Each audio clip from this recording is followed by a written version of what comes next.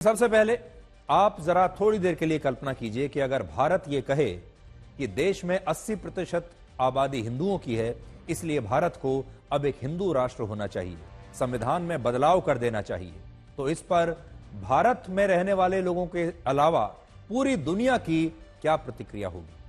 भारत में इससे हड़कंप मच जाएगा। दुनिया के 57 मुस्लिम देश भारत के खिलाफ एकजुट हो जाएंगे, कहेंगे कि भारत में मुसलमान खतरे में आ गए।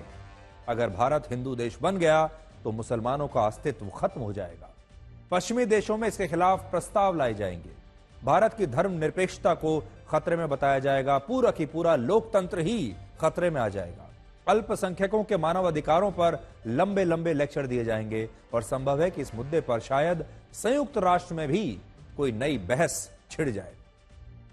लेकिन अब एक बार जरा यह सोचकर देखिए कि अगर यही बात किसी मुस्लिम बहुल देश में हो जाए तो दुनिया इस पर कैसी प्रतिक्रिया देगी? वैसी ही देगी जैसी बांग्लादेश में जो हो रहा है उस पर दे रही है। दुनिया में इस मुद्दे पर सन्नाटा सा छा जाएगा और कहीं इसकी कोई बात नहीं होगी, और बांग्लादेश इसका सबसे बड़ा उदाहरण है। बांग्लादेश के अटॉर्नी जनरल ने वहां के हाईकोर्ट में कहा है कि बांग्लादेश में 90% से ज्यादा आबादी मुसलमानों की है, इसलिए बांग्लादेश के संविधान से धर्मनिरपेक्षता, समाजवाद और बंगाली राष्ट्रवाद जैसे शब्दों को अब हटा देना चाहिए। बांग्लादेश के संविधान में 4 आदर्शों का जिक्र किया गया है, और वो 4 आदर्श कौन से हैं? वो हैं राष्ट्रवाद, समाजवाद, लोकतंत्र और धर्मनिरपेक्षता। जैसे भारत में 80% हिंदू होने के बाद भी भारत एक धर्मनिरपेक्ष देश है, ठीक उसी तरह से बांग्लादेश भी मुस्लिम बाहुल होते हुए भी खुद को धर्मनिरपेक्ष देश मानता है। लेकिन अब बांग्लादेश की सरकार का कहना है कि जब वहां मुसलमानों की आबादी 90% से ज्यादा हो गई है तो फिर बांग्लादेश को धर्मनिरपेक्ष रहने की क्या आवश्यकता है, क्योंकि सारी आबादी ही मुसलमानों की है। और सोचिए, जिस वक्त बांग्लादेश में ये बातें कही जा रही हैं तब पूरी दुनिया में इस पर सन्नाटा छाया हुआ है। कोई इसका विरोध नहीं कर रहा और कोई इस पर आपत्ति नहीं जता रहा। आज कोई ये नहीं कह रहा कि अगर बांग्लादेश धर्मनिरपेक्ष देश से एक इस्लामिक राष्ट्र बना तो वहां के 7.5% अल्पसंख्यक हिंदुओं और उनके मानव अधिकारों का क्या होगा? क्या वो खतरे में नहीं आ जाएंगे? अगर बांग्लादेश ने अपने संविधान से धर्मनिरपेक्षता और समाजवाद शब्द को हटाया तो बांग्लादेश शुद्ध रूप से एक इस्लामिक देश बन जाएगा, जहां शायद किसी और धर्म के लोगों का कोई वजूद नहीं रहेगा। वैसे आज मालदीव्स का राजकीय धर्म इस्लाम है। मालदीव्स का नागरिक होने के लिए मुसलमान होना आवश्यक है। वहां इस्लाम के अलावा किसी अन्य धर्म का प्रचार करना अपराध है, और दूसरे देशों के नागरिकों को सार्वजनिक स्थानों पर अपने धर्म का पालन करने की अनुमति नहीं है। लेकिन उसी तरह से बांग्लादेश भी एक इस्लामिक देश आने वाले समय में बन सकता है, जहां हिंदुओं के लिए कोई जगह नहीं होगी, हिंदुओं के धर्म के लिए कोई जगह नहीं होगी। यहां पर 2 बातें बहुत महत्वपूर्ण हैं। पहली बात, भारत, फ्रांस और ब्रिटेन जैसे देशों में जहां मुसलमान अल्पसंख्यक हैं, वहां उनके नेता धर्मनिरपेक्षता को बढ़ावा देने की मांग करते ही रहते हैं और कहते हैं कि इन देशों की बहुसंख्यक आबादी को ज्यादा उदार और धर्मनिरपेक्ष होना चाहिए, और इन देशों में सभी धर्मों को बराबरी से मानना चाहिए, और जो बहुसंख्यक आबादी है उनकी तो ज्यादा बड़ी जिम्मेदारी बनती है कि वो इस देश में धर्मनिरपेक्ष माहौल को बनाकर रखे। लेकिन जिन देशों में मुसलमान बहुसंख्यक हैं वहां यह कहा जाता है कि धर्मनिरपेक्षता को खत्म कर देना चाहिए, और जिस देश में 90% मुसलमान रहते हैं वहां तो धर्मनिरपेक्षता की कोई आवश्यकता है ही नहीं।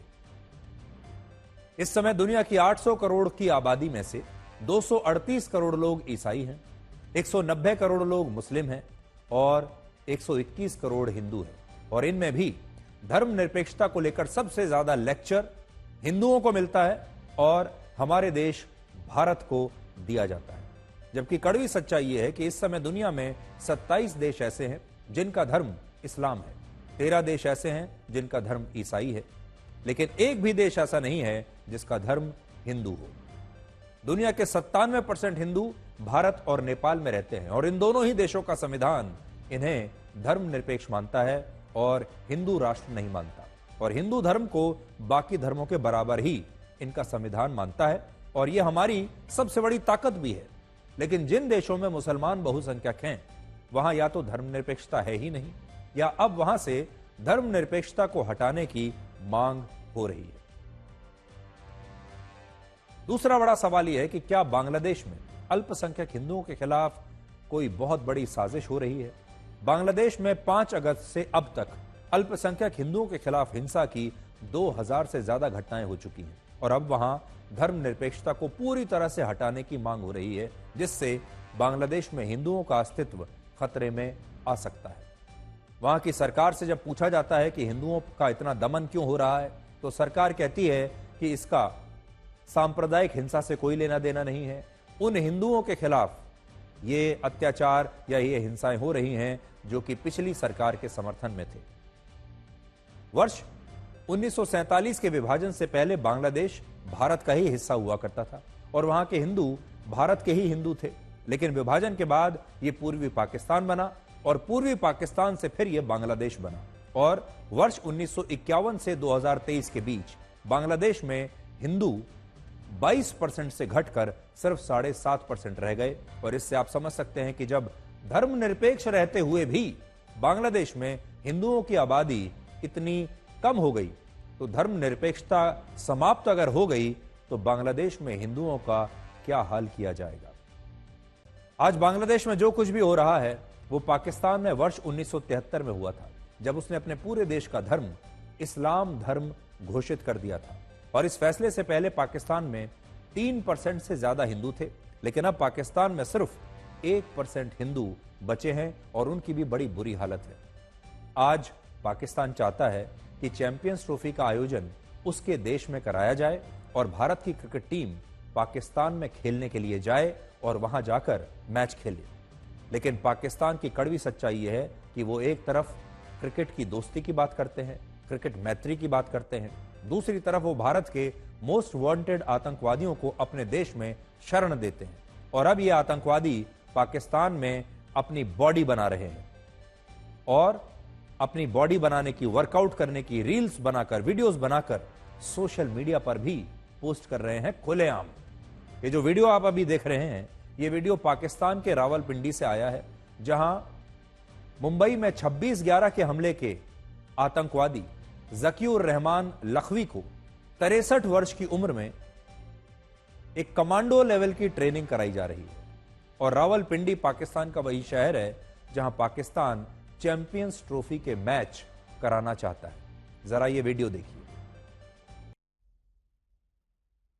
क्या इस वीडियो को देखकर आपको कहीं से भी ऐसा लग रहा है कि ये वही आतंकवादी है जिसे संयुक्त राष्ट्र, अमेरिका, यूरोप और भारत जैसे देशों ने मोस्ट वांटेड आतंकवादी घोषित किया हुआ है, और जिसके खिलाफ इंटरपोल का रेड कॉर्नर नोटिस भी जारी हो चुका है? इस आतंकवादी का संयुक्त राष्ट्र ने क्या बिगाड़ लिया? अमेरिका कुछ नहीं बिगाड़ पाया, इंटरपोल कुछ नहीं बिगाड़ पाया, भारत कुछ नहीं बिगाड़ पाया, और यह आतंकवादी किस तरह का वर्कआउट कर रहा है, और यह सारी ताकत किसके खिलाफ लगाई जाएगी?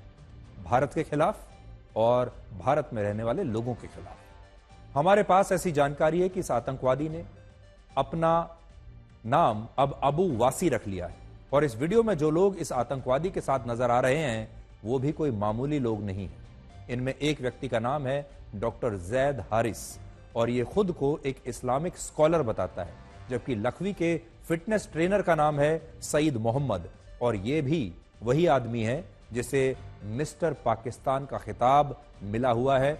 वो आदमी, वो ट्रेनर इसको ट्रेन कर रहा है। जैद हारिस और सईद मोहम्मद को पाकिस्तान की सेना और आईएसआई का आदमी माना जाता है। और सोचिए, अगर पाकिस्तान की सेना मुंबई के 26/11 हमले को करने वाले आतंकवादी की इस तरह से फिजिकल ट्रेनिंग करवा रही है, तो ये कितनी गंभीर बात है। अब बड़ा सवाल यह है, क्या इन तस्वीरों को देखने के बाद अमेरिका इस आतंकवादी के खिलाफ वैसा ही ऑपरेशन चलाएगा जैसा उसने लादेन और अल जवाहिरी के खिलाफ चलाया था?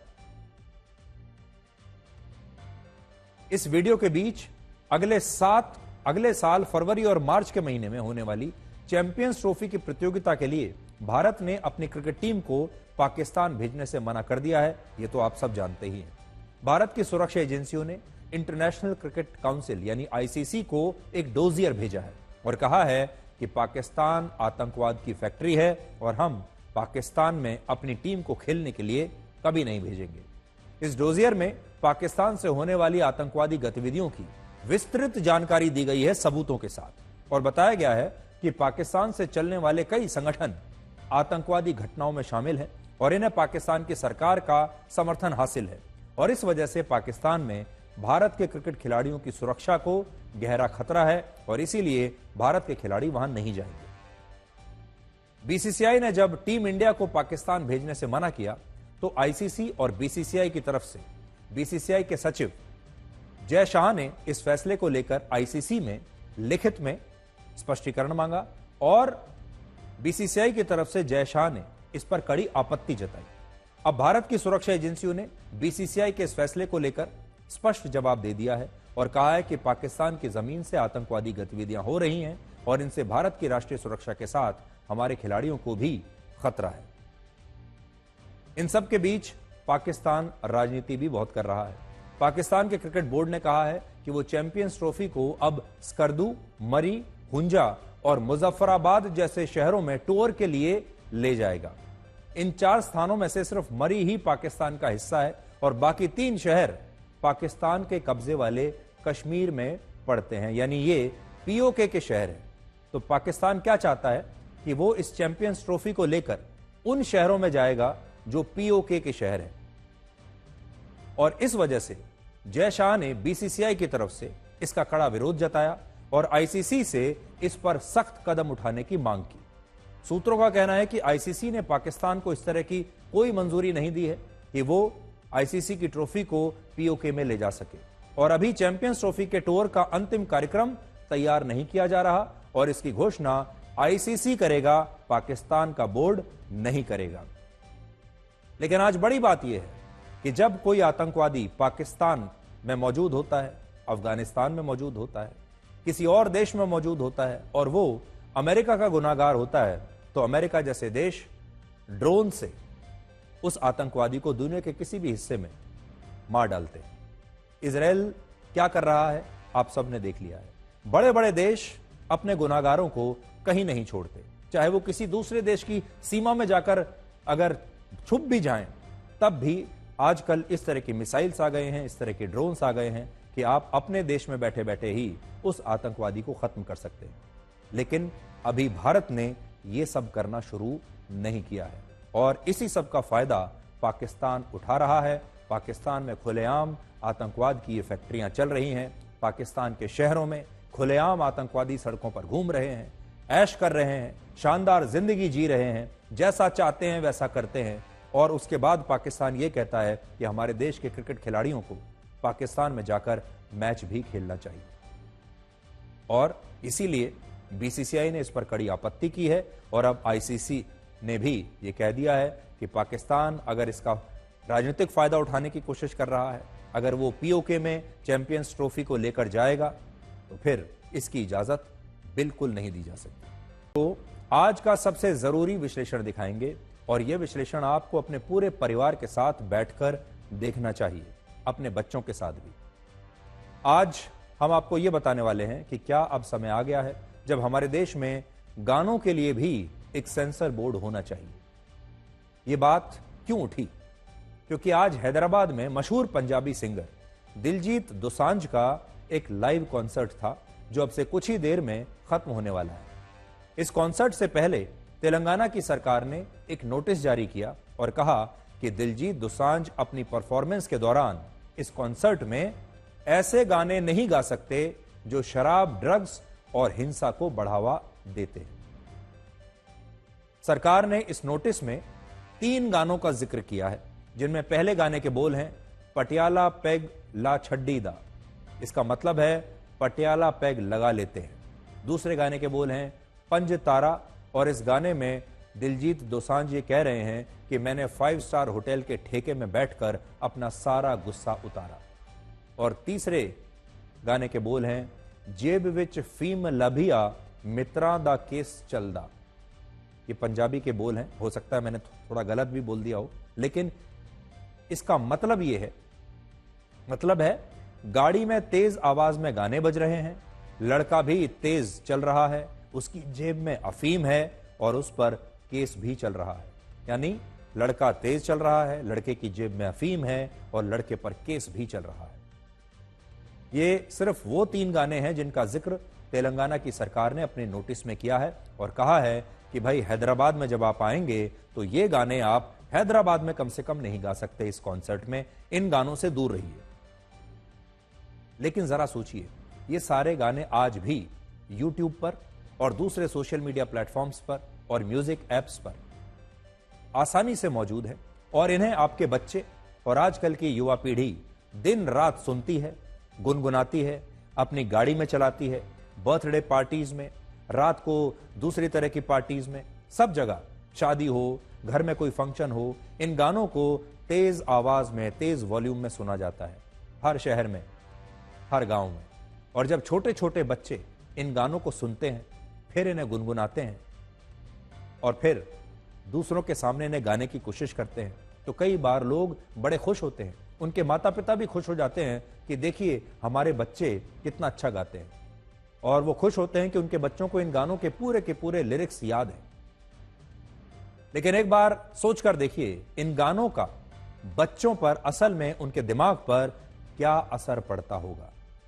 अगर आपका बच्चा पटियाला पेग, 4 बोतल वोडका, दारू पार्टी और बाबा जी की बूटी जैसे गाने गा रहा है, सुन रहा है दिन रात, तो वो किस दिशा में जा रहा है। और अगर वो ये गाने सुनता है तो आज की पीढ़ी गैंगस्टर लॉरेंस बिश्नोई को अपना आदर्श क्यों नहीं मानेगी। आज आपने देखा होगा, लॉरेंस बिश्नोई जैसे जो अपराधी हैं, अचानक से सोशल मीडिया पर उनके बड़े बड़े फैन क्लब्स बन गए हैं। अचानक से लोग लॉरेंस बिश्नोई जैसे अपराधियों को फॉलो करने लगे हैं। बहुत सारे युवा ऐसे हैं जो उसके जैसा बनना चाहते हैं और बनेंगे भी, क्योंकि अगर पूरी की पूरी पीढ़ी इस तरह के गानों को सुनकर बड़ी होगी, उसके दिमाग में सारे दिन, उसके आसपास, उसके घर में, क्लब में, गाड़ी में, दोस्तों के साथ अगर यही गाने बजते रहेंगे, जहां शराब को प्रमोट किया जा रहा है, हिंसा को प्रमोट किया जा रहा है, महिलाओं को एक वस्तु की तरह दिखाया जा रहा है, महिलाओं के बारे में आपत्तिजनक भाषा उसमें बताई गई है, तो ये पूरी की पूरी जो पीढ़ी है जो अभी इस समय बड़ी हो रही है, वो कैसी बनेगी। हाल ही में सोशल मीडिया पर एक व्यक्ति ने लिखा कि उसके घर पर एक दूसरे शहर से कुछ रिश्तेदार आए, जिनमें उनके 6 साल के बेटे को आजकल के ज्यादा पंजाबी गाने याद थे। और जब उसने इस बच्चे को कहा कि वो अपने पसंद का कोई भी गाना उसे सुनाकर दिखाए, तो इस बच्चे ने ब्लू आईज नाम का एक गाना गाया। यह हनी सिंह का गाना है, जिसमें वो कहते हैं कि आई स्वेयर छोटी ड्रेस में बॉम्ब लगती मैनू।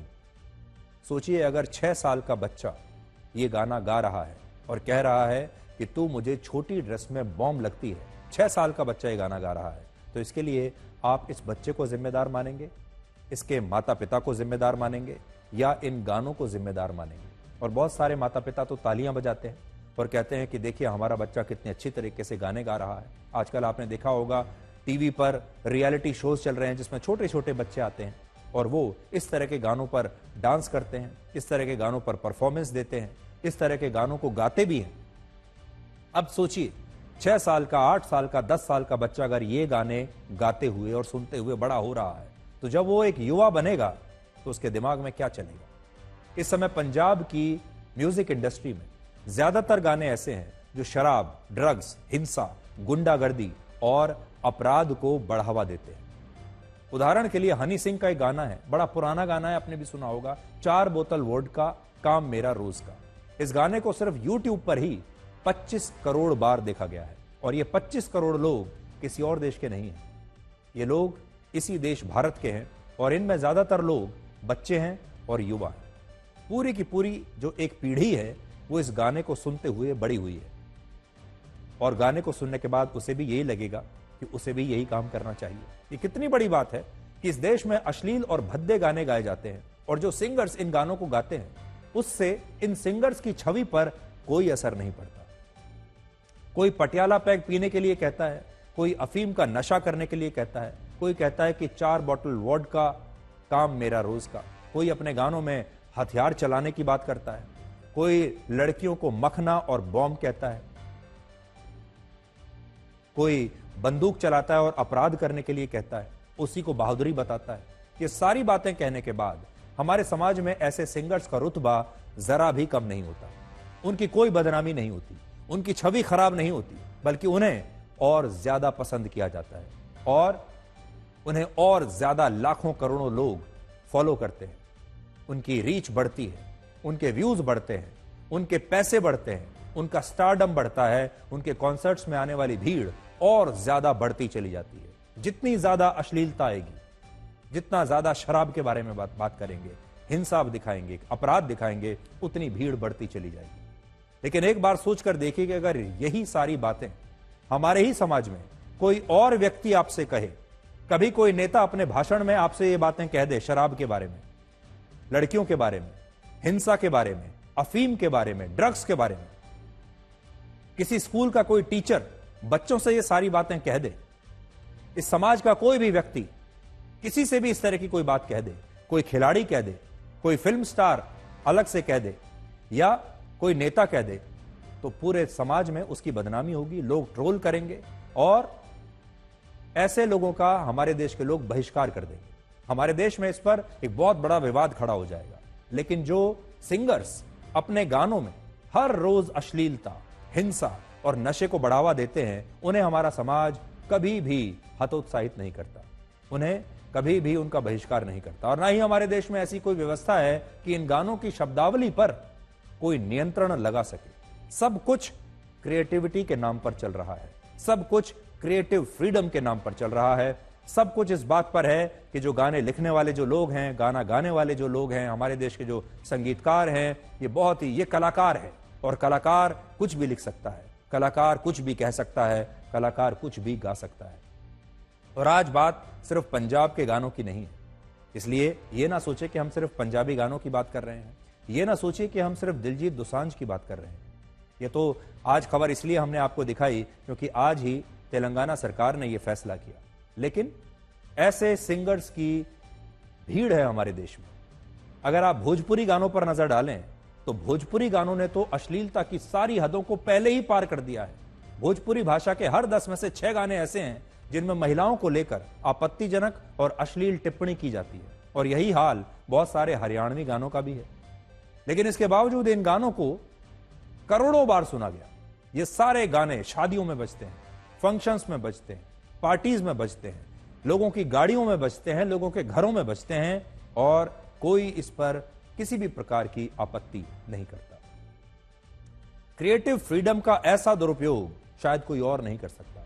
आज जब आप इन गानों के बोल को सुनेंगे, लिरिक्स को सुनेंगे, तो आप खुद ये सोचने के लिए मजबूर हो जाएंगे कि हमने इन गानों को और ऐसे सिंगर्स को कब और कैसे स्वीकार कर लिया, हमें पता ही नहीं चला। और आज हमारे घरों में ये गाने बिना किसी आपत्ति के बज रहे हैं। इन सारे सिंगर्स की एंट्री, इन सारे गानों की एंट्री हमारे घर में, हमारे जीवन में, हमारे बच्चों के दिमाग में हो चुकी है और हमें पता ही नहीं चला।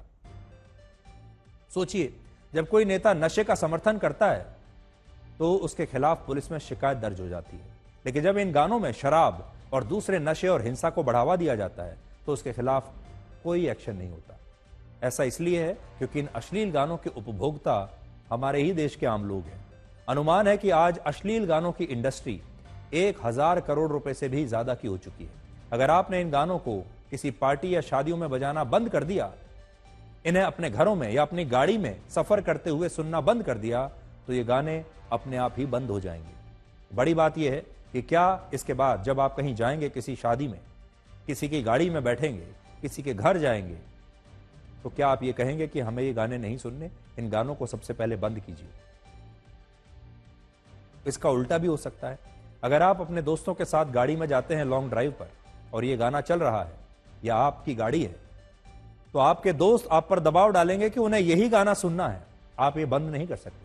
और हमें भी यह लगता है कि अब समय आ गया है जब हमारे देश में गानों का भी एक सेंसर बोर्ड होना चाहिए। कोई ना कोई तरीका तो निकालना पड़ेगा जब इन गानों पर भी एक सेंसर बोर्ड बैठे। आज जो गाने फिल्मों में आते हैं वो तो सेंसर बोर्ड के दायरे में आ जाते हैं क्योंकि वो फिल्मों में है, लेकिन बड़ी संख्या में ऐसे गाने हैं जो फिल्मों में नहीं है, जो एल्बम्स के जरिए आ रहे हैं, यूट्यूब के जरिए आ रहे हैं, लेकिन उन पर किसी का कोई कंट्रोल नहीं। हमारे देश में गानों की शब्दावली को लेकर शुरुआत से ही विवाद रहा है और आज की बात नहीं है। वर्ष 1967 में एक फिल्म आई थी जिसका नाम था रात और दिन, और इसके एक गाने के बोल थे, ना छेड़ो कल के अफसाने, करो इस रात की बातें, छलकने दो ये पैमाने, करो इस रात की बातें। 1971 में एक गाना आया, दम मारो दम, मिट जाए गम, बोलो सुबह शाम, हरे कृष्णा हरे राम। तो वो ये बताते हैं कि अगर आपको कोई गम है तो दम मारो, यानी आप जानते ही हैं मैं क्या कह रहा हूं। और ये सब क्रिएटिव फ्रीडम ही थी कि इस गाने में नशे के साथ भगवान का नाम भी जोड़ दिया गया, लेकिन भारत के सहनशील हिंदुओं ने कभी भी इस पर कोई आपत्ति नहीं जताई और इन गानों को भी सहर्ष स्वीकार कर लिया। 1982 में नमक हलाल फिल्म का एक गाना था, थोड़ी सी जो पीली है चोरी तो नहीं की है। इसमें भी ऐसा ही कुछ बताया जाता है कि थोड़ी पी तो है, इसमें क्या हुआ। 1985 में भी एक गाना था, अभी जिंदा हूं तो जी लेने दो, भरी बरसात में पी लेने दो। 2014 में भी गाना आया, बदला मिजाज मेरा फूकते ही ग्रास, ग्रास लगे है मोहे सबका इलाज। और इस तरह के बहुत सारे गाने हैं। एक और गाना अगर आपको याद हो आया था जिसके बोल थे, आंटी पुलिस बुला लेगी लेकिन पार्टी यूं ही चलेगी। अब अगर इन गानों को सुनकर हमारे देश के युवा हिंसा के प्रति, नशे के प्रति, अपराध के प्रति, हथियारों के प्रति, महिलाओं के प्रति इस तरह की सोच रखेंगे तो फिर इसमें हैरानी की बात नहीं। पंजाब में एक सर्वे हुआ जिसमें 60% युवाओं ने कहा कि वो इन गानों को सुनकर नशे की तरफ आकर्षित हुए हैं। हमारे देश में शराब और सिगरेट के विज्ञापनों पर प्रतिबंध है, लेकिन सोचिए अगर ये गाने बन रहे हैं आज भी और लोग इन्हें सुन भी रहे हैं, सुना भी रहे हैं, तो फिर शराब पर प्रतिबंध का फायदा क्या हुआ। शराब के विज्ञापन आज आप नहीं कर सकते, लेकिन शराब पर, ड्रग्स पर, अपराध पर बने हुए गाने खुलेआम सुन सकते हैं। वर्ष 1975 में आई मशहूर फिल्म शोले का एक सुपरहिट डायलॉग है, सरदार मैंने आपका नमक खाया है। अब शराब से आपको लेकर चलते हैं नमक की तरफ और नमक से लेकर चलते हैं हल्दी की तरफ। क्या आपको पता है कि इस समय भारत के 30 करोड़ परिवारों के साथ दुनिया के 80% लोग भारत में बना नमक नहीं बल्कि भारत में बनी हल्दी खाते हैं। दुनिया इसे गोल्डन स्पाइस ऑफ इंडिया यानी भारतीय मसालों का सोना कहती है। सोने जैसा मसाला हल्दी को माना जाता है। हमारे देश में धार्मिक अनुष्ठानों से लेकर शादियों और खाने पीने की चीजों में हल्दी का सबसे ज्यादा इस्तेमाल होता है। हमारी रसोई में सबसे ज्यादा इस्तेमाल हल्दी का होता है। भारत में प्रति व्यक्ति हल्दी की सालाना खपत 343 ग्राम है और आयुर्वेद में भी हल्दी को सबसे बड़ी औषधि का दर्जा दिया गया। ये सारी बातें हमने आपको इसलिए बताई क्योंकि अब हल्दी में भी मिलावट होने लगी है। नेदरलैंड्स के एक साइंस जर्नल ने अपनी नई स्टडी में यह दावा किया कि भारत की हल्दी में लेड की मात्रा 200 गुना तक ज्यादा है।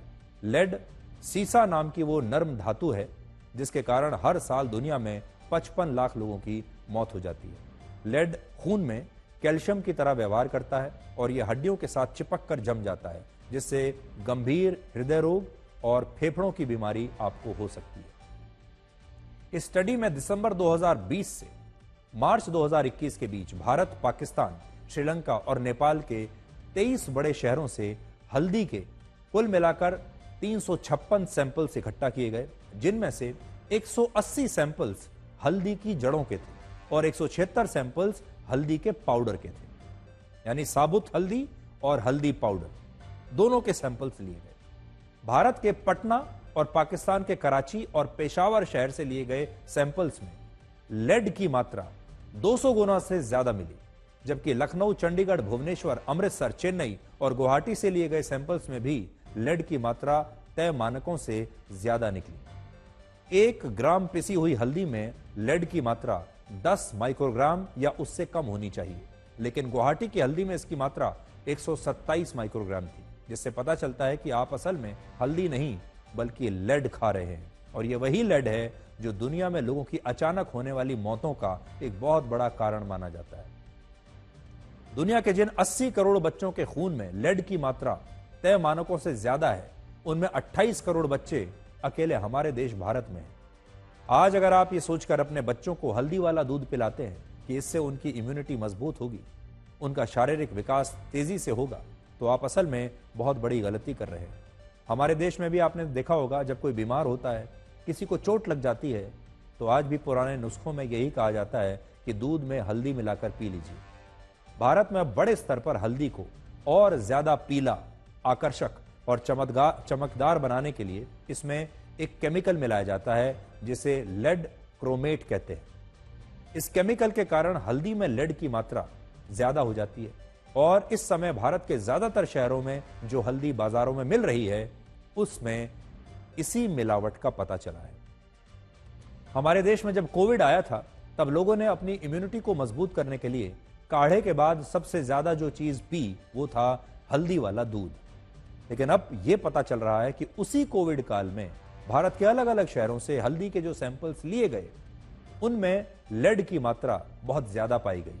और यह कोई मामूली बात नहीं है। यह बात इसलिए मैं आपको बता रहा हूं कि जब ये सैंपल्स लिए गए, ये कोविड काल के आसपास के ही सैंपल्स हैं। भारत के 30 करोड़ परिवारों की रसोई में हल्दी का हर दिन इस्तेमाल होता है। भारत की हल्दी दुनिया के 160 देशों में निर्यात होती है, जिससे भारत हर साल 2000 करोड़ रुपए कमाता भी है। वर्ष 2018 में 1 क्विंटल हल्दी की कीमत 6400 रुपए थी, जो अब 11,500 रुपए हो चुकी है और इसमें 80% की वृद्धि हुई। इससे पता चलता है कि लोग हल्दी के दाम भी ज्यादा दे रहे हैं और उनके साथ मिलावट वाला धोखा भी हो रहा है। और शायद यही कलयुग है, जहां अब हर चीज में मिलावट हो गई है और मिलावट का एक ही कारण है और वो है इंसान का लालच। अब इंसान बेईमानी से शॉर्टकट रास्ता अपनाकर अमीर बनना चाहता है और वो ज्यादा मुनाफे के लिए किसी भी तरह की मिलावट करने से बचता नहीं। ज्यादा मुनाफे के लिए वो किसी की भी जान ले सकता है, किसी को भी धीमा जहर दे सकता है। अब आप जल्दी से यह समझ लीजिए कि हल्दी में होने वाली मिलावट को आप अपने घर में कैसे पकड़ सकते हैं। पहला, अगर पानी में मिलाने पर हल्दी से गहरा पीला रंग निकलता है तो वो हल्दी असली नहीं है। दूसरा, अगर पानी में हल्दी पाउडर नीचे बैठने के बजाय ऊपर तैरता हुआ दिखे तो वो हल्दी भी नकली और मिलावटी है। और तीसरा, असली हल्दी की पहचान यह है कि उसे हथेली पर रगड़ने से उसका हल्का पीला रंग वहीं रह जाता है और इस तरीके से भी आप असली और नकली हल्दी की पहचान अपने घर पर ही कर सकते हैं। कल हमने आपको मध्य प्रदेश के गांव से न्यू इंडिया लिटरेसी प्रोग्राम की सच्चाई बताई थी, जिसमें कई घरों पर संपूर्ण साक्षर लिख दिया गया था, यह बताते हुए कि इन घरों में जितने भी लोग रहते हैं वो सब साक्षर हैं, सब पढ़ लिख गए, लेकिन असल में उन घरों में रहने वाले लोग निरक्षर थे। अब इस खबर के बाद खरगोन जिले के अधिकारी लीपापोती में लग गए हैं। देवली गांव में बिना सर्वेक्षण और लोगों को साक्षर किए जिन घरों की दीवारों पर संपूर्ण साक्षर लिख दिया गया था, अब उन दीवारों से इस स्लोगन को मिटाया जा रहा है, दीवारों पर फिर से पेंट किया जा रहा है और गांव के निरक्षर लोगों का डेटा अब फिर से तैयार किया जा रहा है। गांव के उप सरपंच ने कहा कि इस गांव में सभी लोग साक्षर हैं ही नहीं और सरकारी अधिकारियों ने जमीनी स्तर पर काम किए बिना ही पुरस्कार पाने के लिए यह सारा डेटा दिखा दिया। गांव के लोगों ने प्रशासन के उस दावे को भी गलत बताया जिसमें यह कहा गया कि गांव के बहुत सारे लोग पलायन करके बाहर चले गए और इसीलिए उनके बारे में सही जानकारी नहीं मिल पाई। गांव के लोगों का कहना है कि घर का कोई एक व्यक्ति अगर काम के लिए बाहर जाता भी है तो उसके परिवार के बाकी लोग तो इसी गांव में हैं, उनसे पूछकर सही जानकारी ली जा सकती थी। ना तो गांव में लोगों को साक्षर करने के लिए कभी कोई क्लास लगी, ना कोई परीक्षा हुई। ये सब काम सिर्फ कागजों पर हो गया और राज्य स्तर पर इसे लेकर पुरस्कार भी ले लिए गए। लोगों ने यह भी कहा कि यह स्थिति सिर्फ इस गांव की नहीं बल्कि पूरे जिले में ही इस तरह का फर्जीवाड़ा चल रहा है।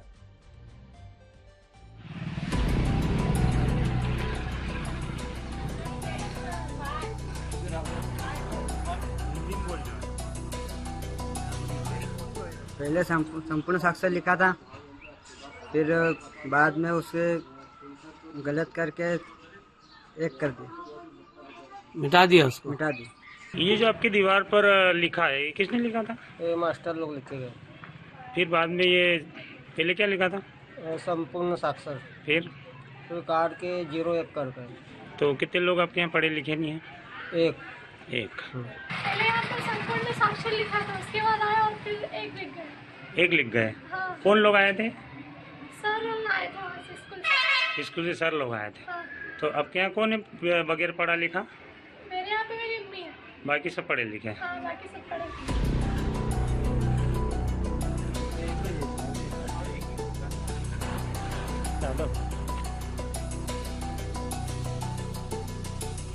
बिना किसी प्रकार का सर्वे बिना किसी प्रकार का अभियान किए हुए इन्होंने डायरेक्ट सर्वे किया है और संपूर्ण साक्षर लिख दिया है, तो ये कहीं ना कहीं गलत है। ऐसा किसी भी गांव में नहीं होना चाहिए। बीच में ये मीडिया वाले जो भी सर आते हैं ये वीडियो बना के आगे भेजे, तो कई ये जो कार्यकर्ता हैं जो लिखने वाले हैं उन पे कुछ बात और गणना हुई होंगी, उसके बारे में वापस किसी ने उनको डाटा होगा तो वापस आके और डबल से जिसको गलत है उसको खोद के वापस लिख के जा रहे हैं। यहाँ पलायन की कोई ऐसी स्थिति नहीं है कि पूरी संख्या में जाते हैं। जाता भी तो एक आध सदस्य जाता है, बाकी के लोग घर पर रहते हैं। और उसके बाद में जो लिखा हुआ था संपूर्ण साक्षर, ये पूरी तरीके से फर्जीवाड़ा है। ना तो कोई किसी की क्लास लगी और ना ही कोई परीक्षा हुई, और पूरा का पूरा इन्होंने सिर्फ कागजों पर ये करा है। और इन्होंने जैसे राज्य स्तर से वो भी ले लिया है प्रशस्ति पत्र।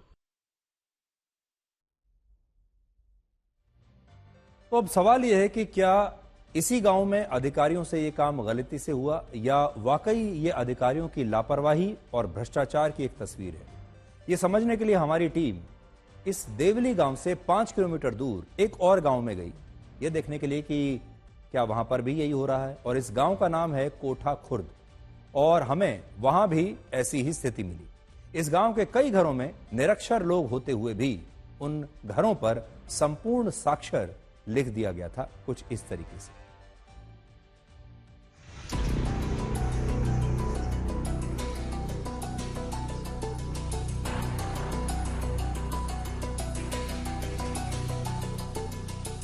कम से कम ऐसे मकान होगा 50-60 जो अनपढ़ लोग ज़्यादा है। अच्छा, हर घर में एक दो अनपढ़ हैं क्या? हर घर में एक दो महिला पुरुष मिलेंगे। तो कभी कोई आया था तुमको सिखाने के लिए कि कोई नहीं आया। ऐसा कि हस्ताक्षर करना सिखाया हो? नहीं, कुछ कोई पढ़ना लिखना? कोई नहीं आया। अच्छा, कोई मास्टर वास्टर आया था? मास्टर वास्टर नहीं आया, फोटो कॉपी ले गए आधार कार्ड की, बस। बस। कभी स्कूल गए? ये संपूर्ण साक्षर कौन लिख गया आपके यहाँ? पता नहीं। कोई आया था पूछने की कि घर में कोई पढ़ा लिखा है? कोई नहीं आया, पूछा भी नहीं।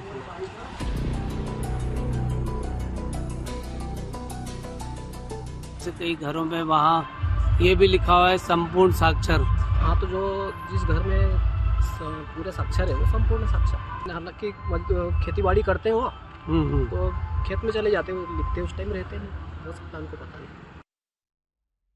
अब देखिए, सवाल ये है कि सरकार के जो अधिकारी हैं ये काम क्यों करते हैं? बदलाव लाने के लिए काम करते हैं या सिर्फ अपना टारगेट पूरा करने के लिए, आंकड़ेबाजी के लिए काम करते हैं? एक और उदाहरण से समझिए इस बात को। मान लीजिए आपको किसी सरकारी योजना के तहत मुफ्त में गैस का सिलेंडर मिलना हो और ये सिलेंडर आपको ना मिला हो, और जब आप ये सिलेंडर लेने के लिए जाएं तो कोई सरकारी अधिकारी आपसे ये कहेगा कि हमारे रिकॉर्ड के अनुसार तो आपको ये गैस सिलेंडर पहले ही मिल चुका है। तो आपको कैसा लगेगा? तो बहुत बार आंकड़ों में ऐसे ही हेरा फेरी की जाती है, आंकड़ों को आकर्षक बनाने के लिए, पुरस्कार प्राप्त करने के लिए, प्रशंसा सुनने की होड़ में लोग ये सब करते हैं। और वो भी तब जब कुछ अधिकारी हालात बदलने के लिए काम करना ही नहीं चाहते, उन्हें सिर्फ आंकड़ों में हेर फेर करना आता है। और इस तरह वो सरकार के प्रयासों पर पानी फेर रहे हैं, सरकार की योजनाओं पर पानी फेर रहे हैं, लोगों के साथ धोखा कर रहे हैं, सरकारों के साथ धोखा कर रहे हैं। और ऊपर जो बड़े अधिकारी बैठे हैं, मंत्री बैठे हैं, मुख्यमंत्री बैठे हैं, वो जब इन आंकड़ों को देखते हैं उनके सामने तो फाइल लाई जाती है और फाइल में कुछ भी लिखकर कह दिया जाता है कि हर जगह राम राज्य चल रहा है, प्रजा बहुत खुश है, सब लोग पढ़ लिख गए हैं, सबके पास नौकरियां आ गई हैं, सबके घरों में अब बहुत अच्छा माहौल है, सबके पास बिजली है, सबके पास पानी है, और जो प्रजा है वो बहुत खुश है। और सारे आंकड़े बड़े बड़े मंत्रियों के सामने ऐसे रख दिए जाते होंगे। ये तो हमने आपको एक विभाग की लापरवाही दिखाई है, हो सकता है बाकी जगह भी ऐसा होता होगा। इस लापरवाही का पता असल में तब लगा जब दीवारों पर यह संपूर्ण साक्षर लिख दिया गया। अगर यह संपूर्ण साक्षर ना लिखा गया होता तो हमें भी कभी पता नहीं चलता।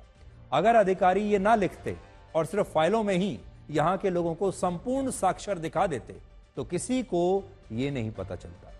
और हमारे देश में न जाने और भी कितने गांव, कितने जिले ऐसे होंगे जहां सरकारी अधिकारी योजनाओं और उनका लाभ जमीनी स्तर पर पहुंचाए बिना ही कागजों में हेर फेर करके एक शानदार डेटा पेश कर देते होंगे और सरकार को लगता होगा कि हमने अंतिम व्यक्ति तक अपनी योजना का लाभ पहुंचा दिया है। अब आप रक्षा के क्षेत्र में भारत की कामयाबी का पहले ये वीडियो देखिए और फिर इसके बारे में आपको बताएंगे।